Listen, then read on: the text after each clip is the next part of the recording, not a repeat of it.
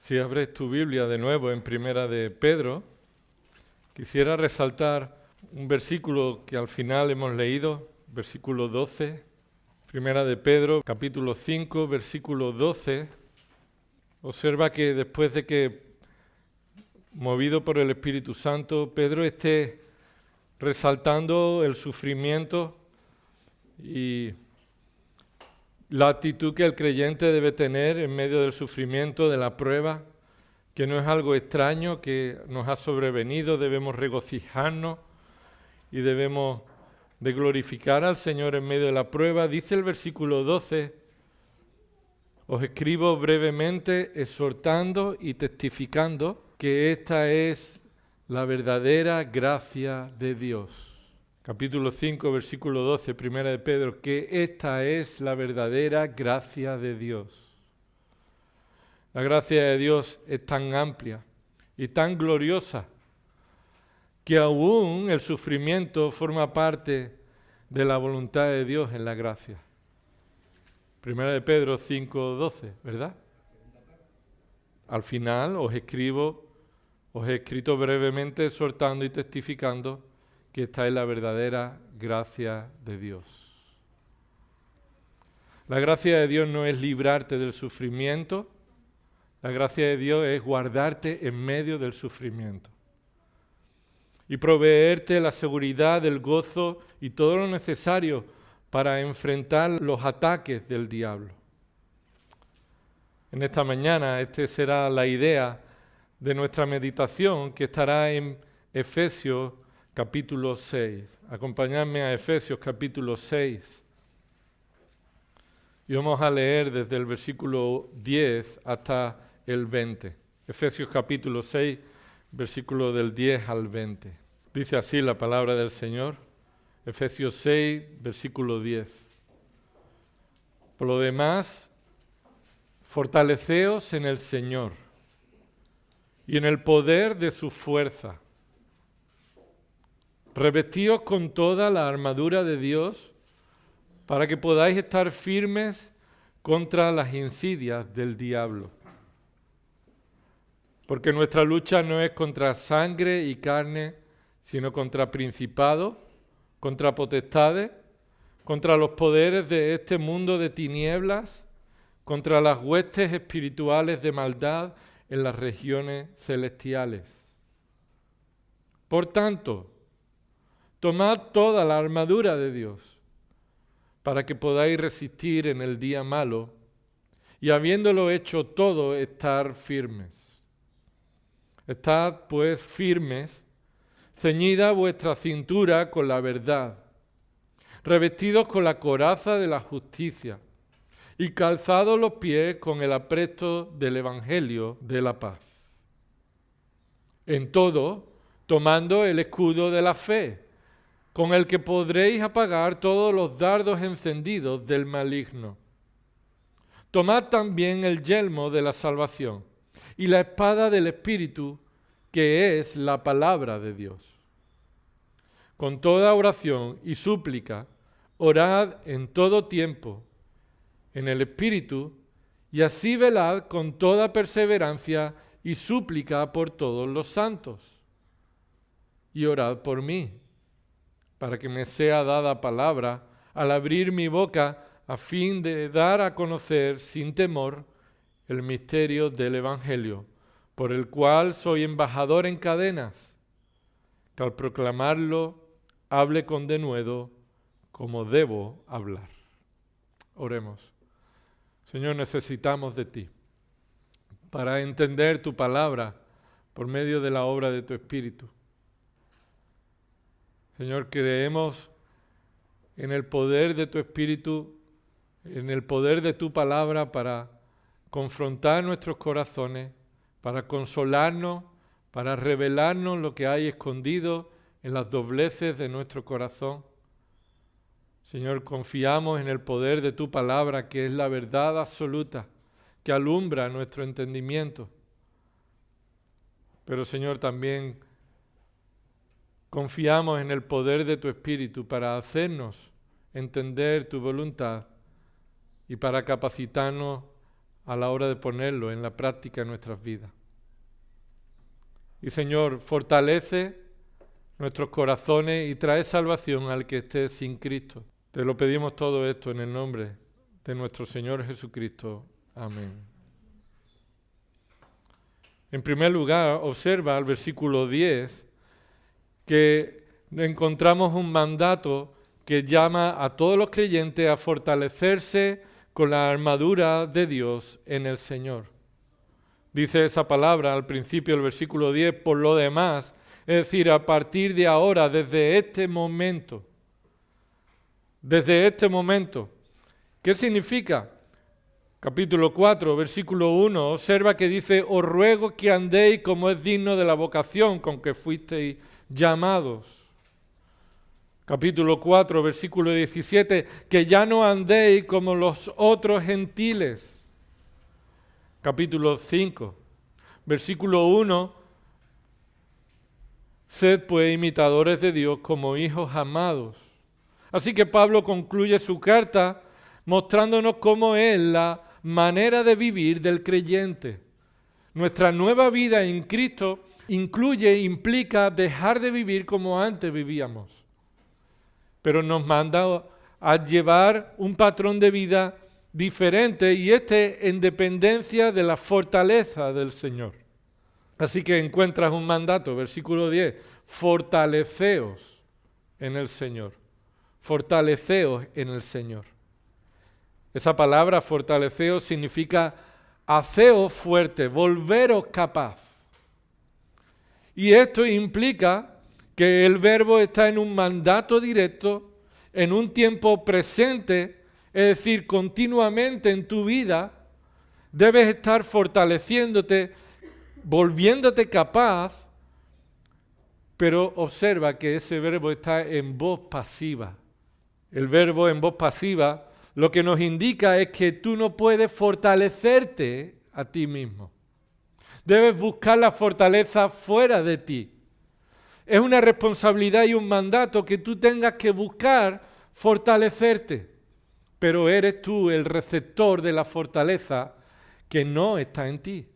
Por eso continúa el versículo, fortaleceos en el Señor. En el Señor. No es una actitud de ánimo propio, de pensamiento positivo de decirme yo puedo. Fortaleceos es la declaración y la convicción que yo no puedo. Y que para enfrentar la vida cristiana es imprescindible que continuamente en mi vida busque la fortaleza en el Señor. Observa que eso es lo que continúa diciendo, el origen de la fortaleza. Exclusivamente se encuentra en Cristo. No es que tú pongas fuerza y Él te añade la que te falta. Significa que todo el origen de tu fortaleza se encuentra 100% en Cristo. Si no te fortaleces en Cristo, no hay fortaleza en ti, solo debilidad. Observa el versículo 10, fortaleceos en el Señor. Así que la fortaleza no viene en tu paz interior. La fortaleza no viene en un carácter firme, en un temperamento duro. No viene por tu autoestima fuerte. La fortaleza no viene por un sentirte realizado en lo que tú estés involucrado, ni siquiera en la posición social que ocupes en esta sociedad. Ni por tu trabajo, ni tu dinero, ni tu casa, ni tu coche. La fortaleza que en muchas ocasiones se buscan en este mundo son necias, vacías, vanas. Recuerda lo que Dios decía a Israel. Me habéis dejado a mí, fuente de agua viva, para acabar para vosotros, ¿qué? Cisternas inútiles. Cisternas que no son capaces de retener nada de fortaleza. Y dos cosas hemos hecho en muchas ocasiones en nuestras vidas. Dejar de fortalecernos en el Señor para buscar la fortaleza en cualquier otra cosa. Así que Pablo dice, ¿cuál es el origen de la fortaleza del creyente? el Señor en exclusiva. Cristo es suficiente. Debes crecer en el conocimiento de Cristo y quién es Él, entonces crecerás en tu dependencia de Él. Cristo no es el que te añade lo que te falta, es el que te da todo lo que no tienes. Así que en Filipenses dice Pablo en el capítulo 4, versículo 13, hablando en sus necesidades físicas en el ministerio, todo lo puedo en Cristo. Y esto no es en cualquier situación, sino en el deseo de glorificar a Dios en mi vida cristiana. Y Pablo dice, en cualquier situación económica o de debilidad que me encuentre para llevar a cabo la vida cristiana que glorifica a Dios, yo todo lo puedo.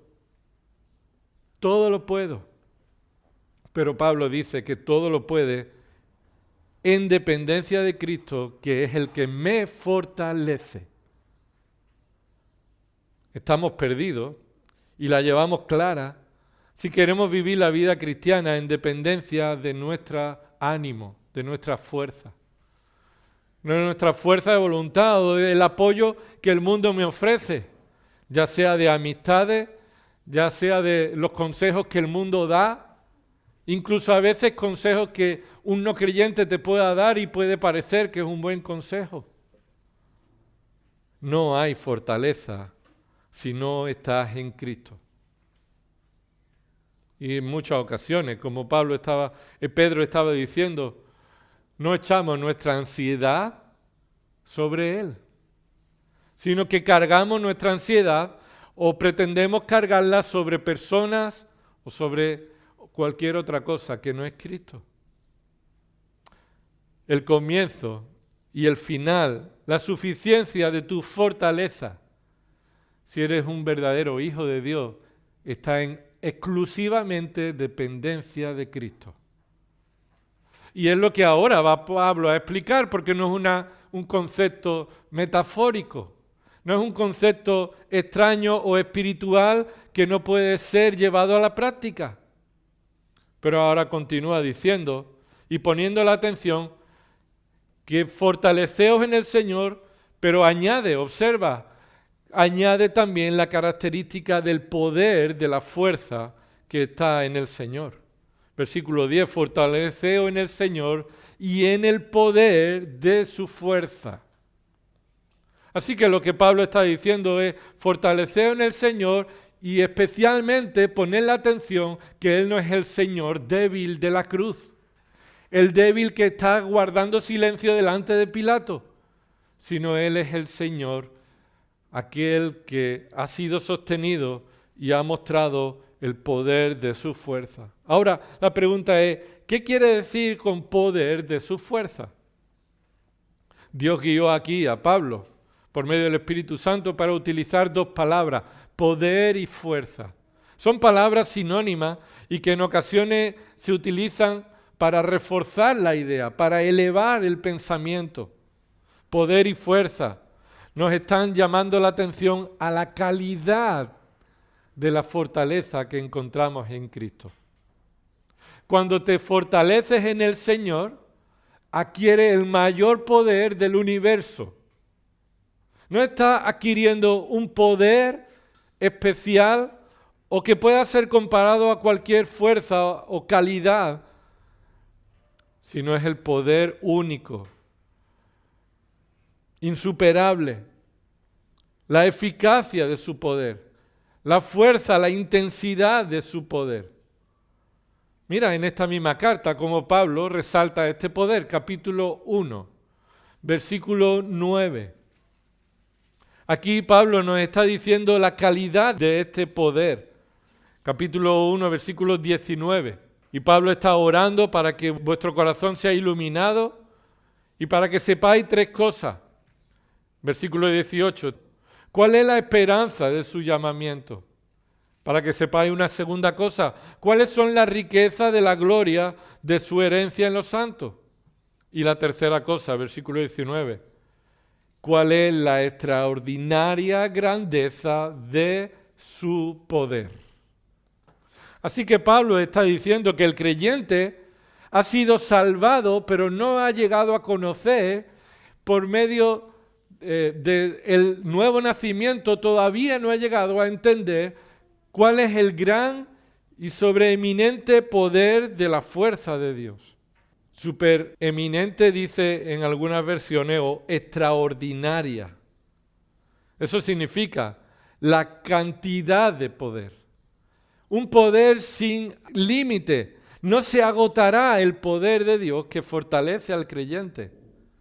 No es un poder como el de los coches que se viene abajo cuando le mete el aire acondicionado, ¿verdad? No es el poder de aquel que está sosteniendo una bolsa y cuanto más cosas le eche, ese poder mengua. Es el poder que no se agota. Esa palabra en ese versículo 19, extraordinaria grandeza. Lo que habla es que tiene un atributo glorioso.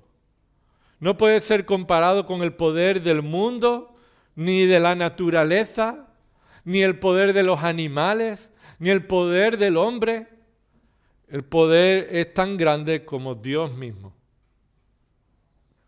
Así es el poder de Dios, que nosotros los creyentes debemos buscar para estar fortalecidos. Y mira qué eficaz es el poder. Versículo 20. Capítulo 1, versículo 20. Este poder, el cual obró en Cristo. Esa es, en Cristo cuando Él tomó la naturaleza humana. Y Cristo, siendo Dios, se hizo hombre. Y el poder de Dios actuó en Cristo. ¿En qué momento? Pablo aquí resalta en un momento concreto de su vida. Cuando le resucitó de entre los muertos. Que hemos cantado, ¿dónde está, oh muerte, tu poder? ¿Dónde está el poder de la muerte? ¿Quién ha vencido a la muerte? Vemos la eficacia del poder de Dios cuando Dios levantó a Cristo de entre los muertos. Ni aún el poder de la muerte puede menguar el poder de Dios. Así de eficaz es el poder que sostiene al creyente. En toda la Biblia, cuando se habla del aspecto de Dios como poderoso o su fuerza como un sujeto activo, siempre se refiere a cómo Dios está actuando, el Espíritu Santo está actuando. La tercera persona de la Trinidad está actuando. Hechos capítulo 1, versículo 8, no hace falta que vayas, pero recuerda que Jesús dijo, y recibiréis poder, y continúa diciendo, cuando haya venido sobre vosotros, ¿quién? El Espíritu Santo. Es decir, la capacidad que proviene de la obra del Espíritu Santo es el poder que está obrando en los creyentes. No significa que el Espíritu Santo sea un poder impersonal, una fuerza que Dios usa. El Espíritu Santo es una persona. Es la tercera persona de la Trinidad. Es Dios mismo. Y Él está manifestando como parte de la Trinidad su obra en los creyentes del mismo modo que mostró su obra en la resurrección de Cristo. Podríamos decir, yo es que no puedo. Hay días es que no puedo. Yo hay días que no puedo con mi alma, ¿verdad? ¿Se dice eso? Y eso es porque no estamos tomando la conciencia de en quién debemos estar fortalecidos. Cuando sentimos esa debilidad, ¿es que estás acudiendo al Señor? Es lógico. Y todos estamos en un momento en nuestra vida donde sentimos la ansiedad o la debilidad. Ahora, la pregunta y el mandato que se le hace a los creyentes es ¿en quién estás fortaleciéndote? Porque el mandato es claro, fortalécete en el Señor y en el poder de su fuerza. Lo que significa es que su poder es suficiente. No te hace falta nada más. El poder de Dios está obrando en el creyente cuando éste está aplicando en su vida, tomando la armadura de Dios. Y esto es lo que va a decir de manera práctica Pablo en el capítulo 6 de Efesios. Pero continuamos viendo este pasaje que fortalecerte en el Señor se asemeja a fortalecerte con la armadura de Dios. Versículo 11. Revestíos con toda la armadura de Dios para que podáis estar firmes. El texto bíblico nos da también el propósito, la utilidad. Se nos asemeja a fortalecernos en el Señor como revestirnos de la armadura que Dios nos ha provisto en Cristo Jesús. Pero tiene un propósito. Observa versículo 11. ¿Para qué? La razón, el propósito de por qué debemos fortalecernos es porque debemos estar firmes, para que podamos estar firmes. Este versículo 11 es un paréntesis, es una especie de explicación, para continuar después en el versículo 13. Versículos 11 y 12 es un paréntesis que nos explica ante quién debemos estar firmes.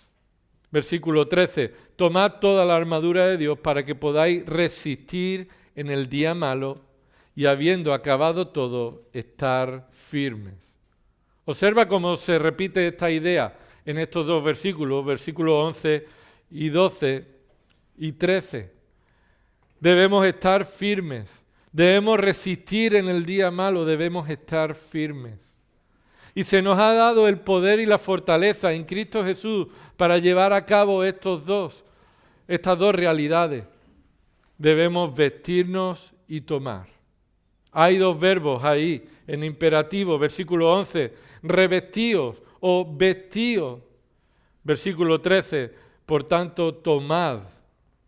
Así que son estos verbos que se nos llama a que nosotros debemos de tomar la decisión de aplicar lo que Dios ya nos ha dado en Cristo Jesús y depender de estas realidades espirituales.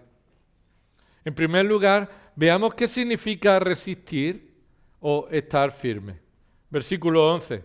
¿Para qué debemos ponernos la armadura de Dios? Para que podáis estar firmes. Versículo 13. Para que podáis resistir. Esa palabra resistir significa oponerse o colocarse de frente. Es decir, hacer frente a un ataque. No está hablando de que debemos de atacar a alguien o tener una actitud ofensiva, sino más bien la resistencia de frente cuando viene una oposición. Si por agradar a Dios estás desagradando a los hombres, te hará falta vestirte de la armadura de Dios, porque vas a recibir los ataques sí o sí. Y Dios mueve a Pablo para decir que los días que le esperan al creyente no son días agradables. Mira qué dice ahí. Versículo 13, para que podáis resistir en el día malo. Este día malo son diferentes días que el creyente enfrentará a lo largo de su vida, en el que recibirá ataques que Dios permitirá en su soberana voluntad. Y en ese mismo día malo, el Señor no se ha ido. En ocasiones vemos como el día malo puede, como el salmista, decir: Señor, te has ido de mi lado, estoy sufriendo y no respondes, no estás conmigo. Lo que Pablo está diciendo aquí es que en el día malo es precisamente cuando resistimos gracias a la protección y cuidado del poder de Dios, la fortaleza de Dios. Estar firme es el resultado de resistir el ataque, mantenerse en pie. Ahora, ¿con qué se relaciona esta necesidad de estar firme? Observa que estar firme es estar resistiendo en medio de la lucha. En medio de la lucha. Se encuentra en este paréntesis, versículos 11 y 13, la idea del contexto de nuestra lucha. Versículo 12. Necesitamos permanecer firmes porque nuestra lucha, así que directamente no se pone en duda de que el creyente estará en lucha o no, sino que tenemos una lucha. Se da por sentado. La principal lucha que el creyente enfrenta no se trata con enfermedades, no se trata con necesidades físicas. Eso que Pablo estaba encarcelado en Roma, ¿verdad? Y Pablo, encarcelado en Roma, está viendo que sus dificultades no tienen que ver básicamente con sus cadenas, ya que al final está reconociendo que el Señor en medio de esa situación, versículos 19 y 20, lo usará para que deba predicar con denuedo el Evangelio. Ahora, lo que sí estamos diciendo es que el creyente está en medio de una lucha espiritual. Versículo 12. No tenemos lucha contra sangre ni carne. En un principio uno podría pensar, nuestra lucha es contra los inconversos, nuestra lucha es contra los gobiernos que quieren cerrarnos las iglesias o que quieren quitarnos libertades. No, la lucha que se nos presenta es una lucha con una lista de enemigos espirituales. Por supuesto, podemos verlo en cómo el enemigo utiliza este mundo. Pero empieza esta lucha con un orden de rango. Mira esta lista. Nuestra lucha no es contra carne ni sangre, sino contra principados. Esto es la autoridad delegada. Alguien que tiene una autoridad que se le ha delegado. Potestades, esta es la autoridad para ejercerla. Es decir, aquellos que tienen autoridad para llevar a cabo una ofensa contra el creyente. Gobernadores que gobiernan el mundo, pero gobernadores que están gobernando el mundo bajo las huestes espirituales de maldad, que están moviéndose en las regiones celestes, esto es, en el ámbito de los ángeles caídos que están dominando el mundo. Así que no debemos ver que nuestra lucha necesariamente es con el enemigo que tú ves de cara, de frente. Debes de dar cuenta o tomar conciencia que el creyente necesita ser fortalecido porque nuestro enemigo no se ve. Nuestro enemigo no se ve. Y podrá utilizar principados, potestades, gobernantes de las tinieblas, huestes espirituales de maldad, pero nuestro enemigo, el enemigo de las almas de los creyentes, es el diablo y toda su corte. Lo hemos leído en 1 de Pedro 5:8. Su actitud, el diablo está como un león rugiente andando alrededor buscando a ver quién devorar.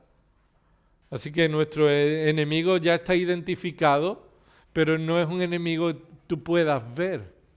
Y en ocasiones el enemigo, como dice en 2 de Corintios capítulo 4, mira conmigo un momento, 2 de Corintios capítulo 10, dice ahí el versículo 3, pues aunque andamos en la carne, no luchamos según la carne, porque las armas de nuestra contienda no son carnales. ¿Por qué no son carnales? Porque nuestro enemigo no es carnal y no viene de nuestra fuerza, no viene de nuestra capacidad en la carne, sino son poderosas en Dios para la destrucción de fortalezas. La destrucción de fortalezas. Y continúa diciendo, versículo 5, destruyendo especulaciones y todo razonamiento altivo que se levanta contra el conocimiento de Dios y poniendo todo pensamiento en cautiverio a la obediencia de Cristo. Y continúa diciendo, y estando preparados para castigar toda desobediencia cuando vuestra obediencia sea completada, vosotros veis las cosas según la apariencia exterior. Si alguno tiene confianza en sí mismo de que es de Cristo, considere esto dentro de sí otra vez, que así como Él es de Cristo, también lo somos nosotros.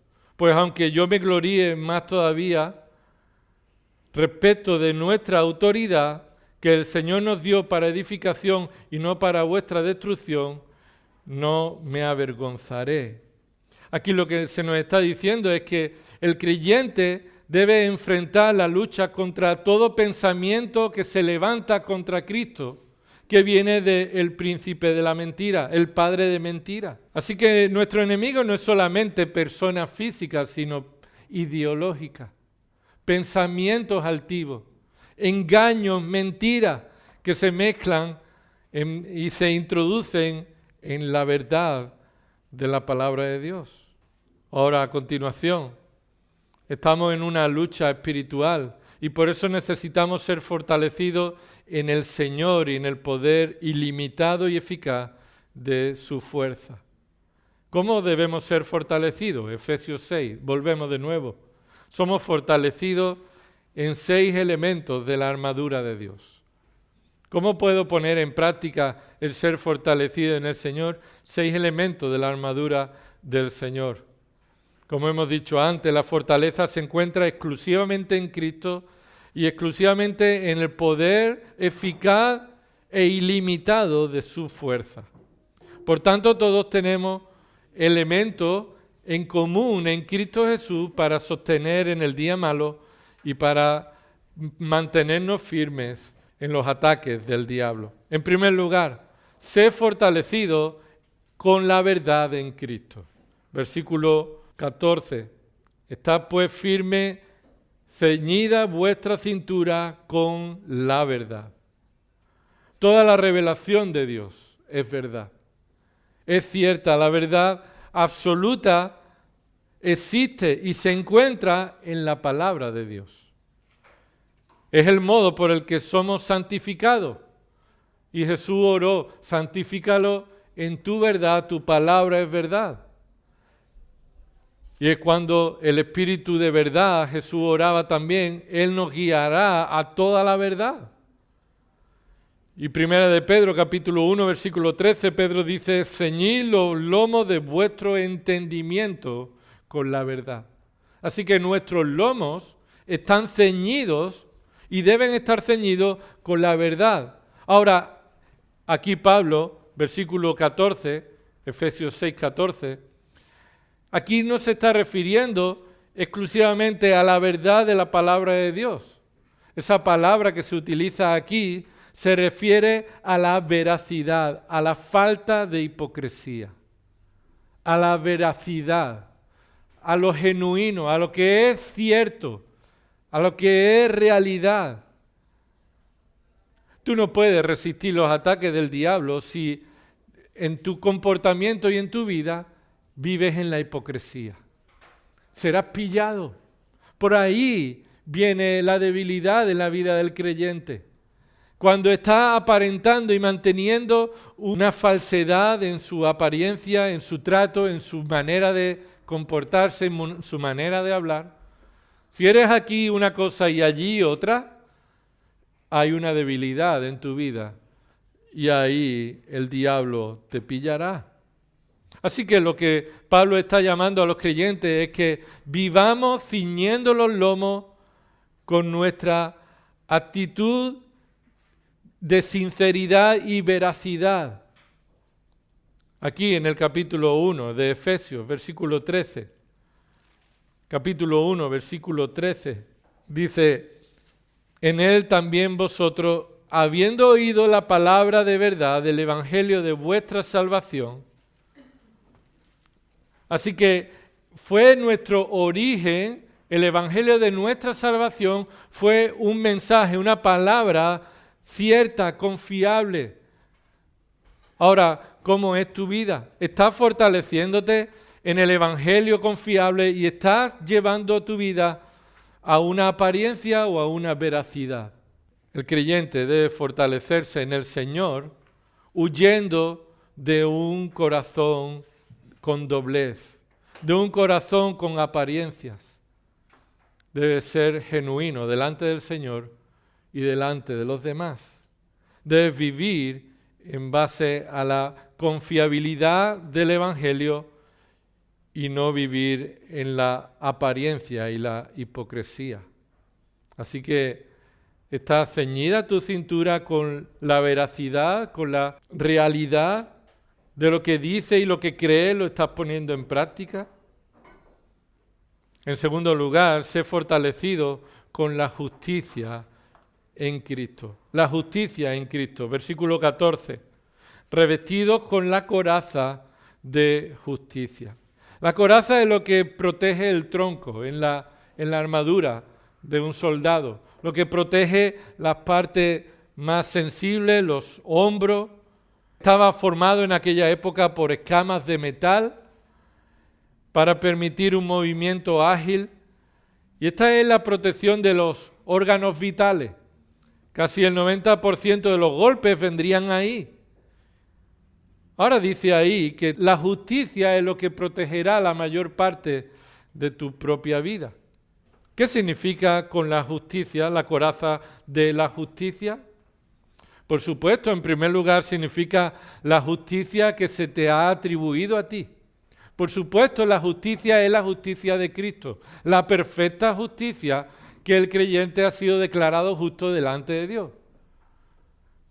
Pero sin duda, en esta manera de explicarnos cómo debemos vivir en la práctica, se nos está diciendo que debemos estar ocupados en la obediencia de los mandamientos del Señor. En el momento en que en tu vida eres permisivo en, un poco de desobediencia en la palabra de Dios no importa, por ahí entra la flecha, por ahí entra el golpe, por ahí entra la debilidad. La fortaleza de la coraza implica un compromiso a vivir en la justicia de Dios, en la cual el creyente ha sido capacitado en el poder de Dios. El hombre sin Dios es incapaz de obedecer a Dios.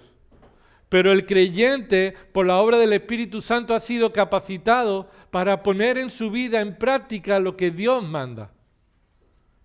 Hay un mandato de Dios a los hombres, que se arrepientan. Pero hay muchos mandatos de Dios para los creyentes.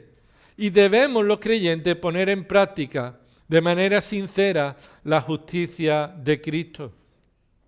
Romanos capítulo 4, versículos 6 y 7 dice, como también David habla de las bienaventuranzas del hombre, a quien Dios atribuye justicia sin obras, diciendo, bienaventurados aquellos cuyas iniquidades son perdonados, cuyos pecados son cubiertos. El creyente no vive confiado en su perfección, lo vimos el viernes. Hemos sido justificados por la justicia perfecta de Cristo. Ahí no está tu fortaleza, en tu perfección.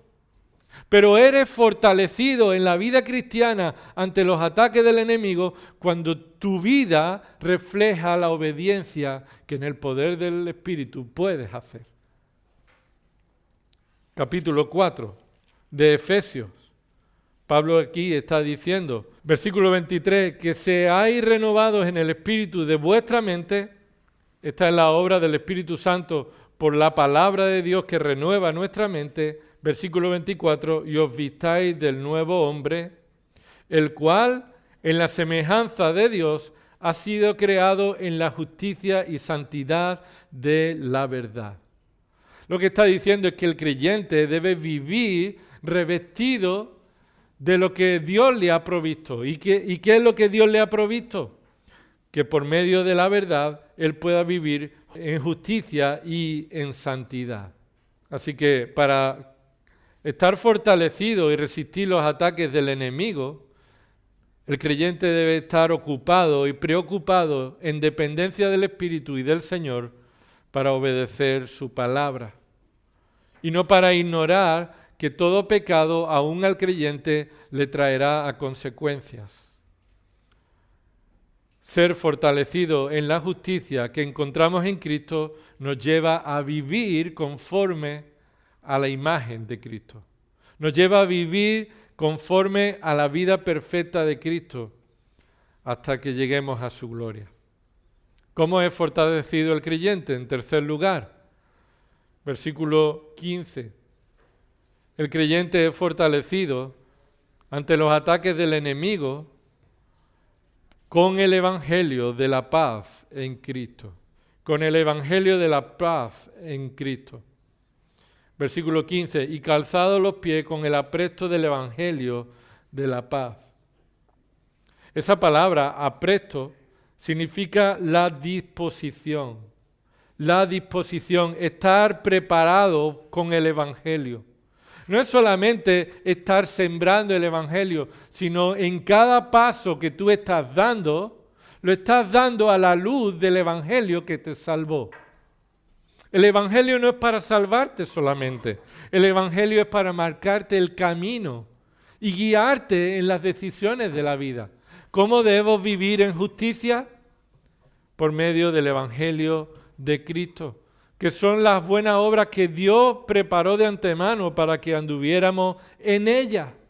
Y por eso aquí Pablo está hablando de una sandalia de disposición a andar en las obras que Dios ha puesto de antemano en el Evangelio de la paz. No estamos llamados a entrar en discusiones con las personas. Si alguien quiere estar en discusión contigo, es responsabilidad de quien empieza. Ahora, se nos llama a, en la medida de lo posible, en lo que esté de nuestra mano, estemos en paz con todos los hombres. Ahora, nosotros debemos sostenernos en que la paz se encuentra en una relación con Dios, en el Evangelio de Cristo. Hemos sido traídos a una relación de paz con Dios por medio de la obra de Cristo y ahora podemos estar en paz con los hombres. Yo no sé si faltará mucho tiempo o no para que la persecución venga a los creyentes. Y si viene, no debemos de extrañarnos de que algo extraño ha sobrevenido, como acabamos de leer. No es que yo lo desee, que pasemos esa tribulación, pero si es la voluntad de Dios, seguro que es para el bien de su iglesia, para el bien de los creyentes. Ahora, la tribulación o la persecución nunca puede ser iniciada porque la iglesia está entrando en una guerra con el mundo. Nosotros estamos en guerra, pero no comenzamos la guerra, no iniciamos la ofensiva. Resistimos los ataques del diablo, pero estamos aquí para dar testimonio del Evangelio de la paz. Así que fortalécete en el Señor, andando en la justicia del Señor, pero manteniendo la paz con todos los hombres.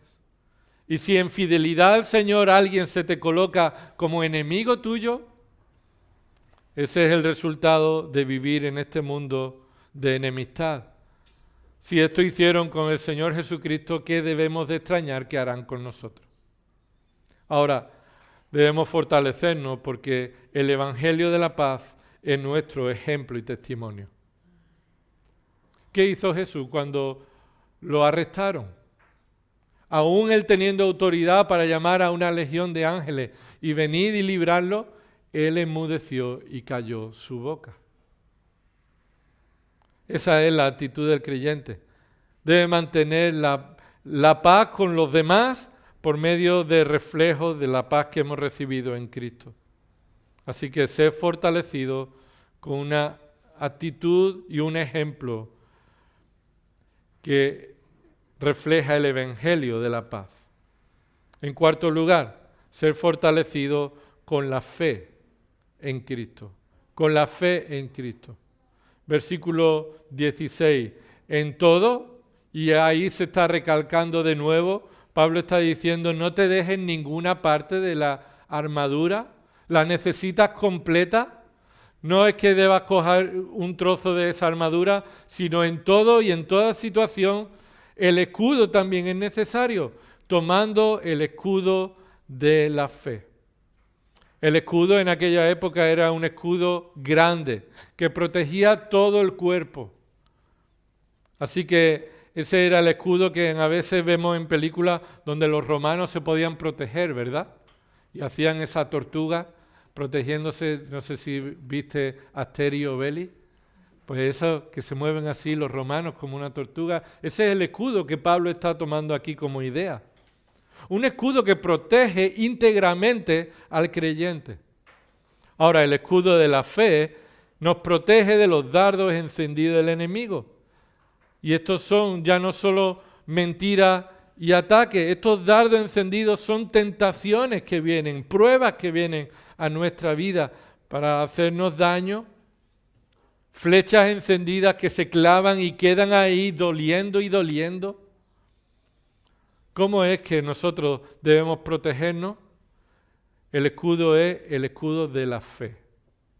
La fe puesta en las promesas y en la palabra de Dios. Pero aquí no solamente se habla de la fe como un acto de creer, sino como todo el conjunto de lo que creemos.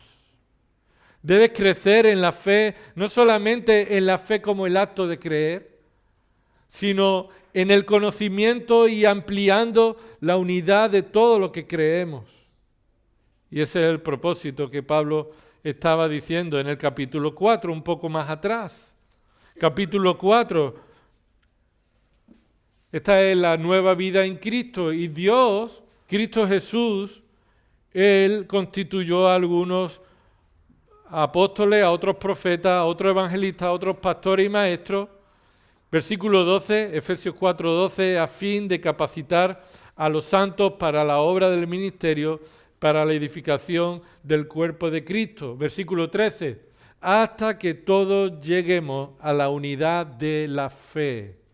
La unidad de la fe es el conjunto de doctrina que Dios está trayendo por su palabra para que tú y yo como creyentes crezcamos en unidad en el conocimiento de toda la verdad que Dios nos ha revelado. Los dardos del enemigo son los engaños, las mentiras, que se te clavan y solamente es posible protegerte de esos dardos respondiendo a las mentiras del diablo con la verdad de Dios, con la doctrina sana, con la palabra de Dios. Esos dardos no vienen solamente de fuera de la iglesia, sino en muchas ocasiones dentro de la iglesia, como hemos visto estos domingos pasados. Así que la fe tiene una capacidad para protegerte de la mentira, del engaño. Esa fe está en la enseñanza de la palabra revelada. La palabra de Dios te protege de los dardos que el enemigo te manda. Así que somos llamados a tomar y crecer en el conocimiento de la fe para estar protegidos como un escudo integral. En quinto lugar, el creyente es fortalecido con la salvación en Cristo. Aquí no es que debamos ponernos el casco como que nosotros podemos salvarnos con lo que Cristo ha hecho y ahora tomas tú la salvación y te lo colocas. No, es como los aspectos de la fe te protegen, como lo que tú conoces de la salvación que Cristo te ha dado. La salvación que tenemos en Cristo es una salvación que protege íntegramente al soldado. La parte más débil del soldado es precisamente esa cabeza.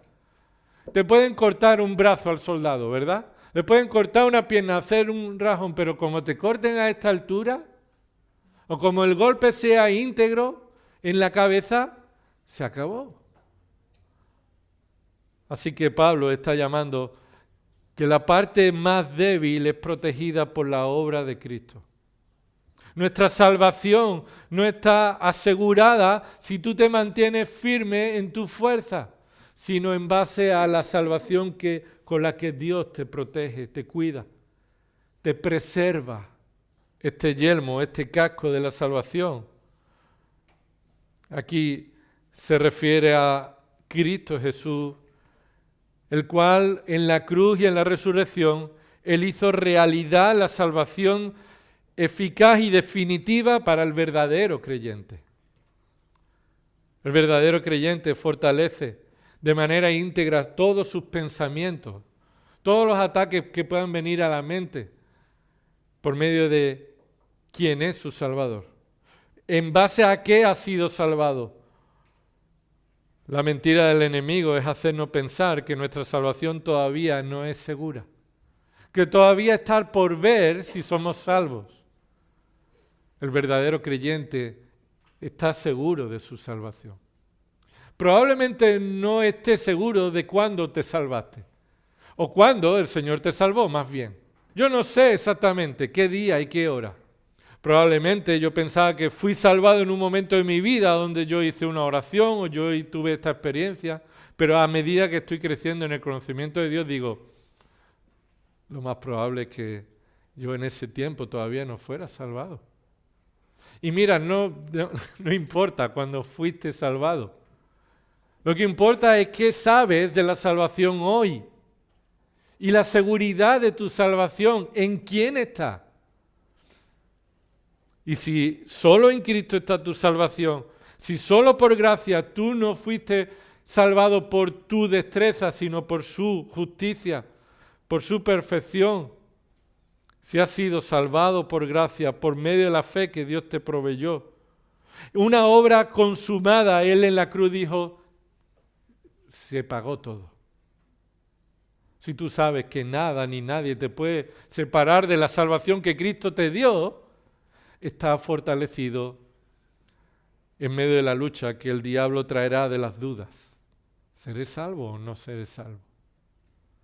La seguridad de la salvación, como un casco que protege a un soldado, es Cristo. La salvación en Cristo y por Cristo.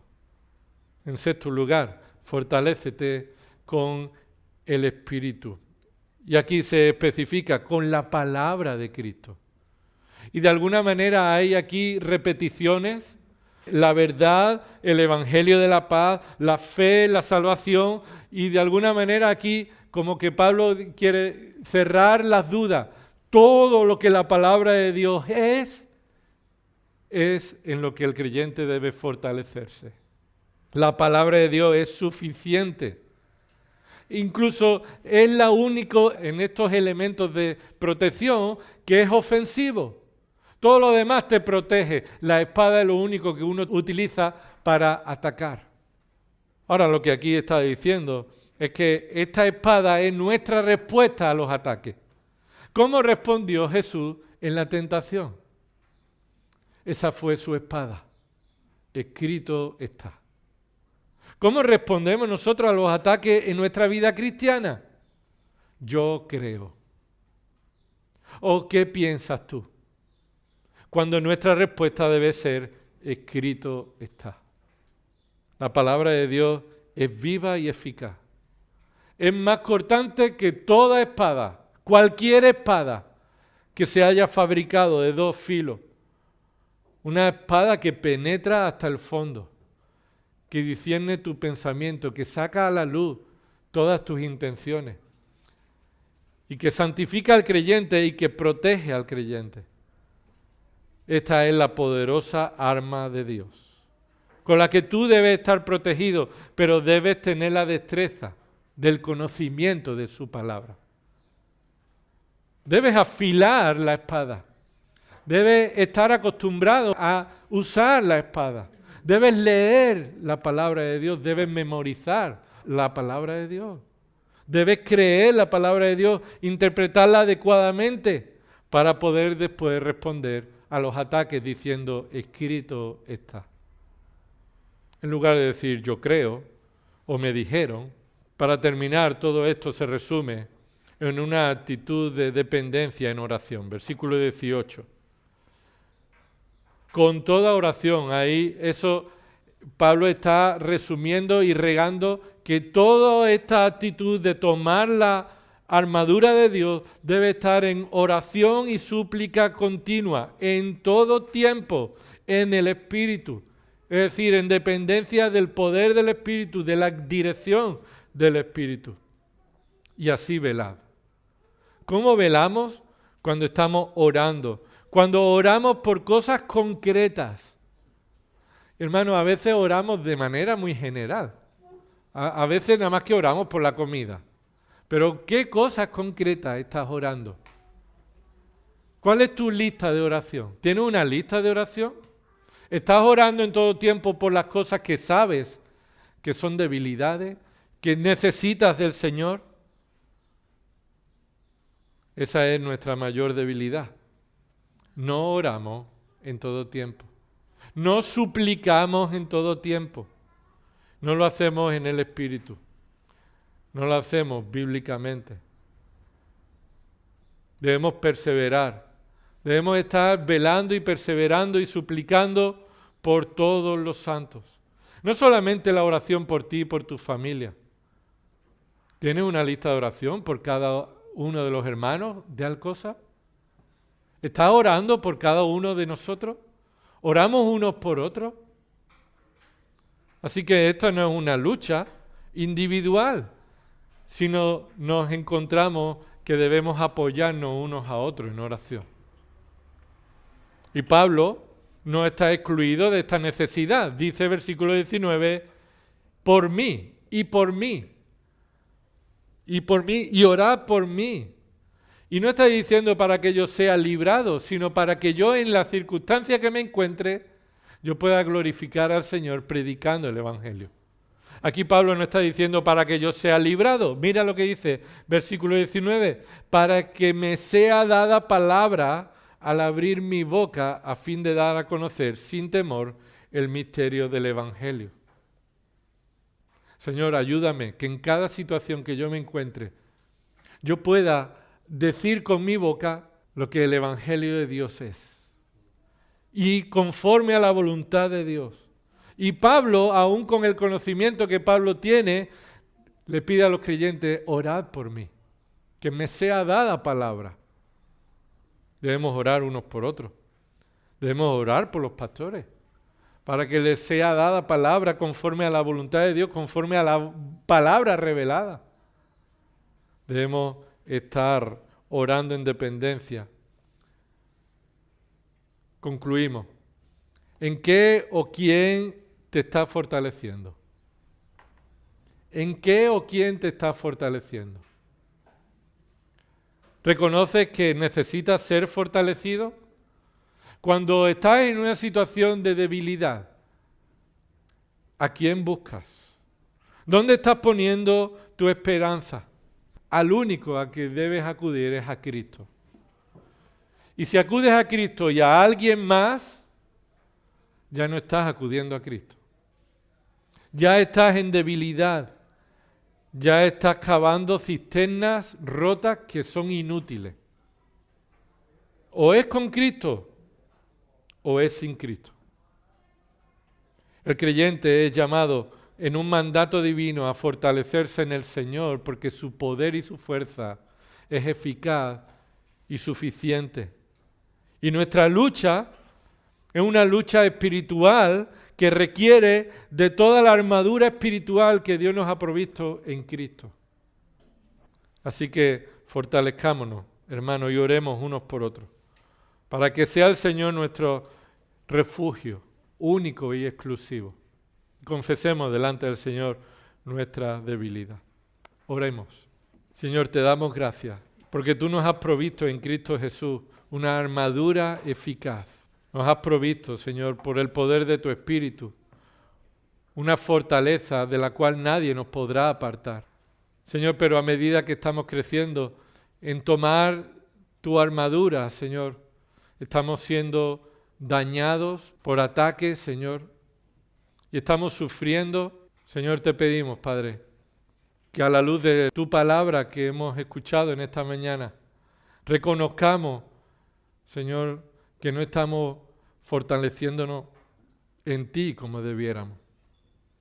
Que estamos acudiendo a otras personas o a otras cosas para ser fortalecidos, que son inútiles. Solamente van a traer más daño y más sufrimiento.